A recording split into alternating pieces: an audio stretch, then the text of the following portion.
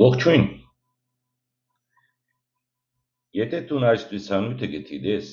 ուրեմն այս խոսքը քեզի համար է, լսե ուշադիր, եթե Աստծո խոսքը լսած ես և լրած ես, արդյունքը քու գլխուդ վրա է, ոչ թե վաղը, ոչ թե մեկ օր, այսօր, Աստված բահագները կգարգե և բահագին լրությունը մեղք է, այս լուսանյութը բարձ զրույցը չէ, ասիկա զգուշացում է, բարի լույս բոլորիս, այս աշխարհի մեջ ավետարանեն զատ հասկանալի բամը չկա, միայն ավետարանն է, որ զուրալ է մեկ բաժակ ջուրի պես, բարձ է ինչպես աչքի լույսը և անհրաժեշտ ինչպես դդվածինը, անոր մեջ գեղձիկ չկա, ոչ մեկ խառնուրդ, ոչ մեկ մարդկային հավելում, ոչ մեկ ստվեր, միայն ան է, որ կրնա կյանք տալ մեռած հոգի։ Աստված Եզեկիել մարգարեն կգանչե մարդու որդի և զինք կգարկե բահագ իր ժողովրդի վրա։ Բահագը պարզապես դիտողմը չէ, ան այն մարդն է, որում վրա դրված է ծանր պարտականությունը, լսել Աստծո ձայնը և փոխանցել ձայն առանց հապաղումի, առանց մեղմացումի, առանց վախի։ Աստված զգուշացուց մարգարեին, եթե դու ինձ պատգամներ և սպառնալիքներ լսես և չզգուշացնես մարդիկը, որպեսզի անոնք հետ դառնան իրենց անօրեն ճամփային, այդ անօրեն մարդիկ պիտի մեռնին իրենց անօրենության մեջ, իսկ անոնց արյունը քեզմե պիտի պահանջեմ։ Իսկ եթե դու անօրենին զգուշացնես և սպառնաս իմ խոսքերովս, ու ան ետ չդառնա իր անօրեն ճամփային, անօրենը պիտի մեռնի իր անօրենության մեջ, սակայն դու պիտի փրկես քո անձդ, քանի որ զգուշացուցել ես։ Այս խոսքերը պարզ են, սուր են և անխուսափելի։ Աստված չի խոսիր փափուկ լեզվով, ան կհայտարարե, որ լրությունը մեղք է և այդ մեղքը արյան քին ունի։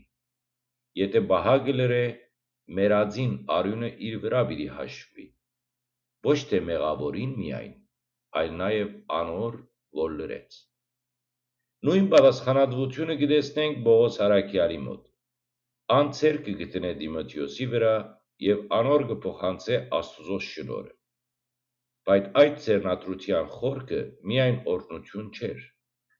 ան կնշանակեր, որ Տիմոթեոս այլևս բահագ է,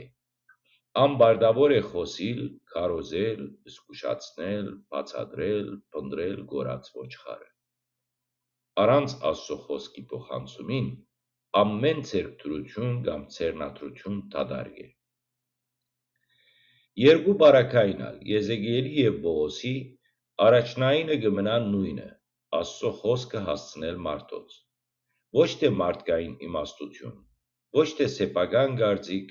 ոչ թե ժամանակի հաջողախոսություն, այլ միայն Աստծո խոսքը։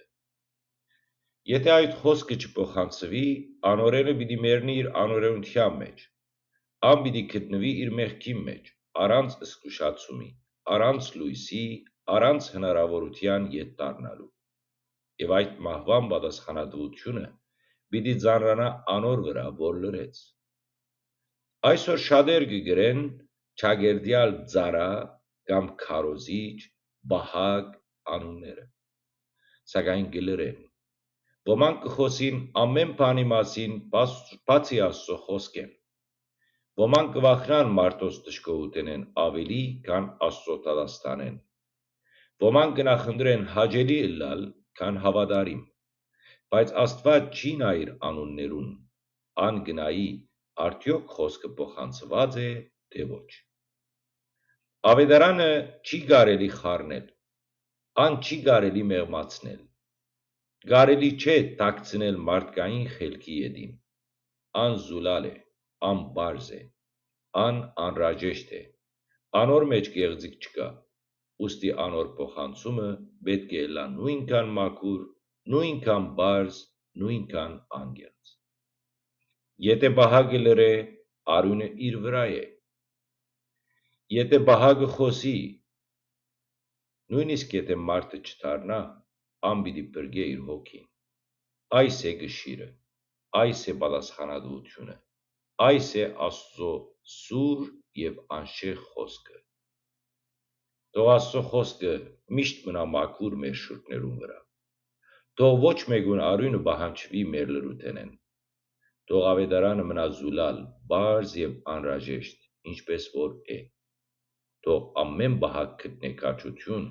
խոսելու այն, ինչ որ լսած է Տիրոջ մե։ Ամեն։